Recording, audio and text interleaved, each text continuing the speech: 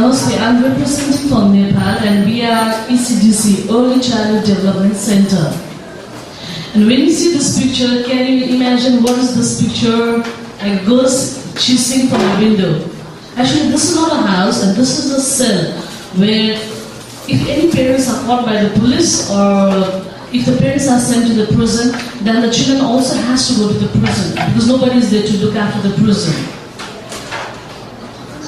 Okay, the problem what actually I identified was when I was studying in my college, I got the chance to visit the jail where I saw a small girl and where I wanted to help her. That's how our organization was formed.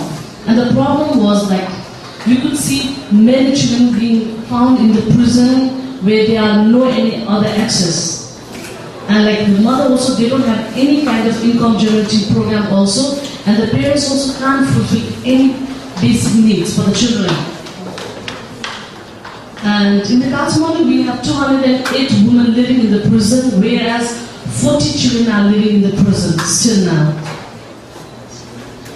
And what we do is like, now we are providing our organization is providing a home for these children and a daycare center where the children can come out from the prison every morning and they go back to the jail every afternoon. And after 2008, I was given a small grant from Change Vision Nepal, $1,000, where we started a small income generating program.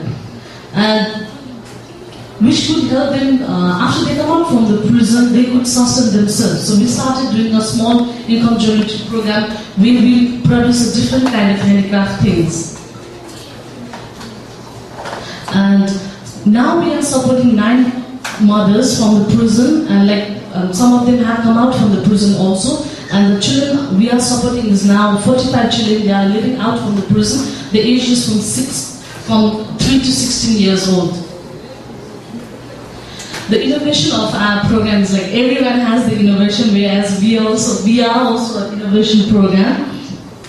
The innovation about our program is like we have income generating program, and we are helping the mothers also by giving them a small kind of income generating program where they come out from the prison and they can sustain themselves also. And because in our country, like we don't get any support from the government, and so that's the thing also we wanted to do. And the business model is like the top 3 revenue sources are like we make a world of dolls, which is one of the most expensive dolls in the Europe and which is made in the prison by the mothers. And we do make handmade greeting cards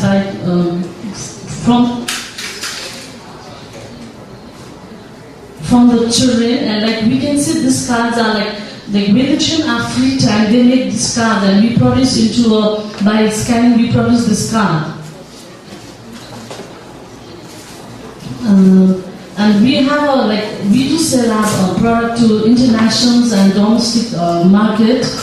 And revenue models are we do sell our product to Germany, Sweden and US. And mostly our direct sales are from the residential home. And we do get orders from Studio Nepal is one of the biggest company from the tobacco company. Every year they tell us to make greeting cards from the children, just painting cards. And we do get from a various exhibition, we sell it. And the price and the competitor, compared to the foreign country, the material what we get in our country is far more cheap because the dollar is too high compared to our price also. And what material we buy is we buy from the wholesale shop, which is really cheap compared to other country. And the handicraft price range is from $2 to $40, in which we have a social cost because we are giving back to the mothers and it is helping the children also. And the product are it's mostly the product are child friendly and it's eco-friendly material we use because we use mostly the local product from Nepal. And the strategy, what we are trying to do is we want to open a small shop where we could sell our directly to our customers and export the material to different parts of the world. And the milestones, as you can see, in 2009, we got a huge order from IOM. 2010, we got huge order from World of Dolls, where every year we give now. And 2000 year we were given an order from Australia, Nepal, and 2012 we got a fund from Qatar Airways, where we got to explore the children of the creativity, where we got to do a big exhibition for the children. And in 2012 we are producing a card from Santa International from London. And the finance you can see is like the initial investment we did was $600 from the, we started our own money, and $1,100 were given by Chains Fusion Nepal. And you can see the growth of in 2009 we were 850, and you can see now it's 2012, it did that because we haven't finished the fiscal year. So, and you can see every monthly turnover is $300, and we get a rotation of cash because we do buy the things and we buy the purchase and we save the money also.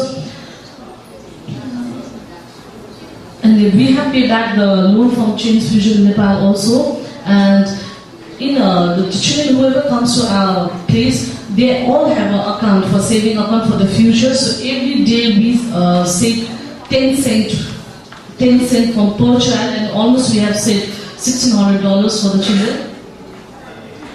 And our future plan is we want to have our own shops, and we would like to have our own handicraft production room by end of 2012, and full-time job opportunity for the 5 mothers. And we are trying to give them $150 to $200 per person. And the residential home, in 2013 we are trying to provide 65 children, 2014 85 children, and 2015 100 children to have them out from the prison. Thank you. Thanks. Just clarify me, was a typo or not. I saw you're supporting 45 children, but you have savings account for 40 children. What happens with the 5? Because some of the children, they come for the short term of time of the sentence with their parents, so they come out. We have children who stays for long years, they stay for 20 years because their parents are in jail for the 20 years. So we have a saving account for the long-term case of the children. Okay, how many would you say is the total? What's the selection criteria? Let's start with that. Obviously, not all the women with the children are not applicable to work with this project, or is that the case? Mostly because in the prison, the children, the women are not quite educated, and we give them a basic training to sew and everything, because if they are not qualified for to use the strings, at least they can do a decoration and this thing. So we don't have a specific. Is there anybody that you refuse to work with? No. But we have this women who are for the long term, because we are trying to get a person to go in the prison to work with them. So we also want to have a long term, because today if we give the training to them, tomorrow they'll give it to somebody else. So they can, within the inside, they can be traded to somebody else. Okay, this doll that you're making is the main product that's most popular. Yes. Do you plan to diversify and try a different product? Are you planning to diversify and then export to different kind of products? Yes, we are trying to diversify, but World of Dolls is something people always want it, because we have a Nepali culture on it, and we are trying to modify it into their own culture and have it into their own culture dress. And what's the actually cost, the material cost on that one?